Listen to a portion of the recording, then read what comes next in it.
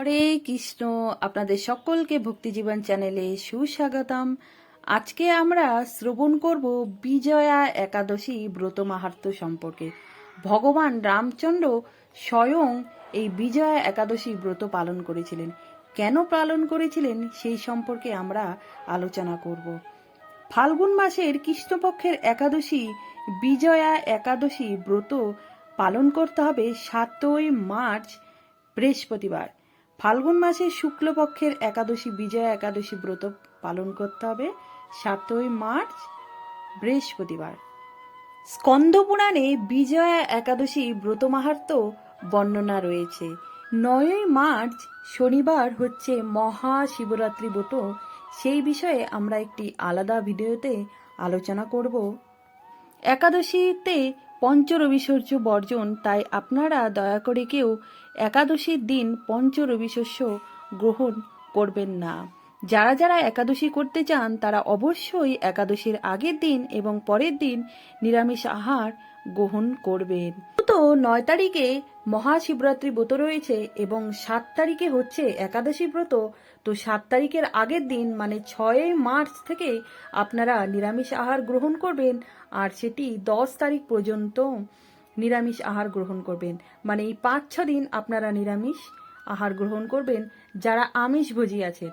আর কিন্তু যারা সবসময়ই নিরামিষভোজী, যারা সবসময় প্রসাদ প্রাপ্ত, তাদের আলাদা করে আর কোনো নিয়ম পালন করতে হবে না। যদি পারেন আপনারা একাদশীর দিন নির্জলা উপবাস করার চেষ্টা করবেন, এটি অতি উত্তম।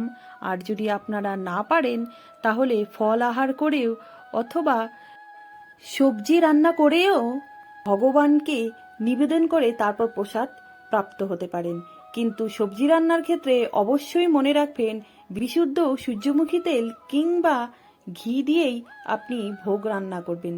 ভোগ রান্না করে সেই রান্না ভগবানকে নিবেদন করে তারপরে প্রসাদ পেতে পারেন।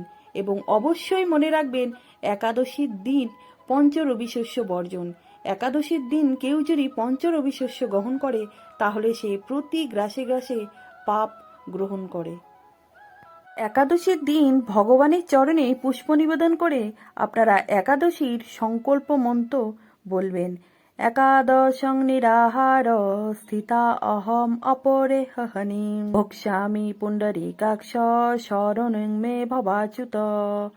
ভগবানের কাছে সংকল্প করবেন একাদশী ব্রতটি ভালোভাবে পালন করার জন্য।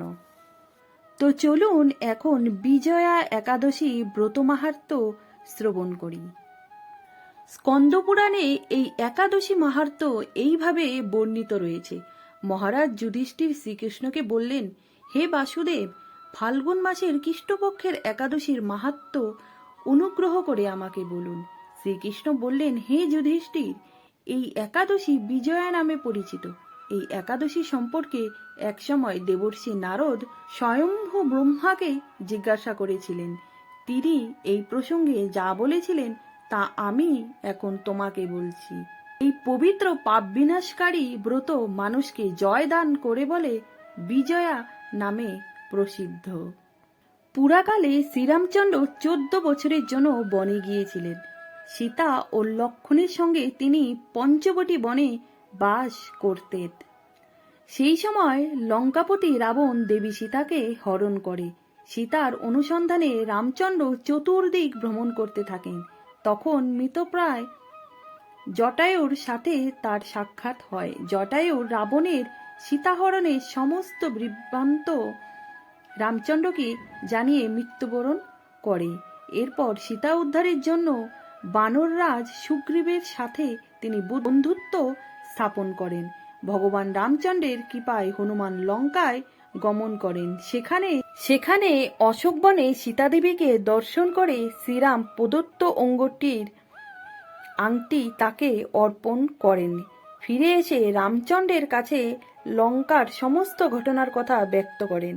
হনুমানের কথা শুনে রামচন্দ্র সুগ্রীবের পরামর্শে সমুদ্র তীরে যান।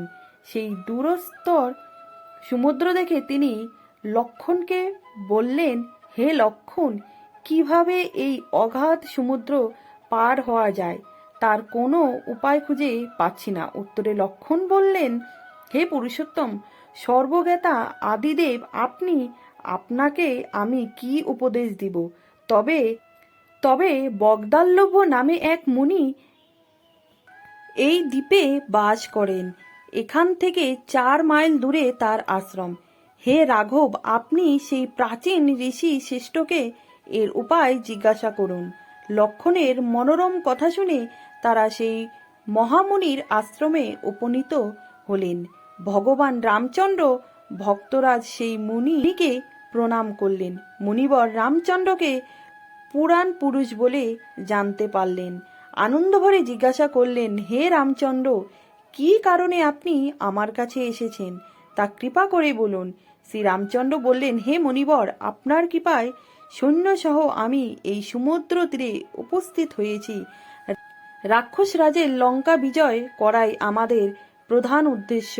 যাতে এই ভয়ঙ্কর সমুদ্র উত্তীর্ণ হতে পারি তার উপায় জানবার জন্য আমরা আপনার কৃপা প্রার্থনা করি। মুনিবর প্রসন্ন চিত্তে পদ্মলোচন ভগবান শ্রীরামচন্দ্রকে বললেন, হে রাম, আপনার অভীষ্ট সিদ্ধির জন্য যে শ্রেষ্ঠ ব্রত করণীয় আমি তা বলছি। ফাল্গুন মাসের কৃষ্ণপক্ষের বিজয়া নামক একাদশী ব্রত পালনে আপনি নিশ্চয়ই সৈন্যসহ সমুদ্র পার হতে পারবেন। এই ব্রতের বিধি শ্রবণ করুন। বিজয় লাভের জন্য দশমীর দিন সোনা, রূপা, তামা অথবা মাটির কলস সংগ্রহ করে তাতে জল ও আমপাতা দিয়ে সুগন্ধি চন্দনে সাজিয়ে তার ওপর সোনার নারায়ণ মূর্তি স্থাপন করবেন। একাদশীর দিন যথাবিধি প্রাতঃস্নান করে কলসের গলায় মালা চন্দন পরিয়ে উপযুক্ত স্থানে নারকেল ও গুয়াক দিয়ে পূজা করবেন। এরপর গন্ধ, পুষ্প, তুলসী, ধূপ, দীপ, নৈবেদ্য ইত্যাদি দিয়ে পরম ভক্তি সহকারে নারায়ণের পূজা করে হরিকথা কীর্তনে সমস্ত দিন যাপন করবেন। রাত্রি জাগরণ করে অখণ্ড ঘি প্রদীপ প্রজ্বলিত রাখবেন। দ্বাদশীর দিন সূর্যোদয়ের পর সেই কলস বিসর্জনের জন্য কোনো নদী, সরোবর বা জলাশয়ের কাছে গিয়ে বিধি অনুসারে পূজা নিবেদনের পরে তা বিসর্জন দেবেন। তারপর ওই মূর্তি বেদজ্ঞ ব্রাহ্মণকে দান করবেন। এই ব্রত প্রভাবে নিশ্চয়ই আপনার বিজয় লাভ হবে। ব্রহ্মা বললেন, হে নারদ, ঋষির কথা মতো ব্রত অনুষ্ঠানের ফলে তিনি বিজয়ী হয়েছিলেন। সীতাপ্রাপ্তি, লঙ্কা জয়, রাবণ বধের মাধ্যমে শ্রীরামচন্দ্র অতুল কীর্তি লাভ করেছিলেন। তাই যথাবিধি যে মানুষ এই ব্রত পালন করবেন তাদের এই জগতে জয়লাভ এবং পরজগতে অক্ষয় সুখ সুনিশ্চিত জানবে। হে যুধিষ্ঠির, এই কারণে এই বিজয়া একাদশী ব্রত পালন অবশ্য কর্তব্য। এই ব্রত কথার শ্রবণ কীর্তন মাত্রেই বাজপেয় যজ্ঞের ফল লাভ হয়। হরি হরি বল। তো আপনারা শুনতে পেলেন, স্বয়ং ভগবান শ্রীরামচন্দ্র এই বিজয়া একাদশী ব্রত করেছিলেন। তো আমাদেরও অবশ্যই কর্তব্য আমরাও ভক্তিযুক্তভাবে ভগবান শ্রীকৃষ্ণের সন্তুষ্টি বিধানের জন্য বিজয়া একাদশী ব্রত পালন করার। একাদশী ব্রত পালন করার পর পরের দিন আমাদের যথাসময়ে পারণ করা উচিত। তো আমি পারণের সময়সূচি দিয়ে দিচ্ছি, আপনারা ভালো করে দেখে নেবেন অথবা প্রয়োজনে স্ক্রিনশট নিয়ে নিতে পারেন। নির্দিষ্ট সময়ের মধ্যে আমাদের পারণ করা উচিত। পারণ মন্ত্রটি হল, অজ্ঞানতিমিরান্ধস্য ব্রতে নানান কেশব প্রসিদ্ধ সমুখনাথ জ্ঞান দৃষ্টিপ্রদ ভব। একাদশী পারণ মন্ত্র বলে আপনারা ব্রত পালন করবেন। সময়ের মধ্যে আপনারা অবশ্যই একাদশী ব্রত পালন করবেন। আর আশা করছি আপনারা সকলেই ভগবানের সন্তুষ্টি বিধানের জন্য এই বিজয়া একাদশী ব্রত পালন করবেন।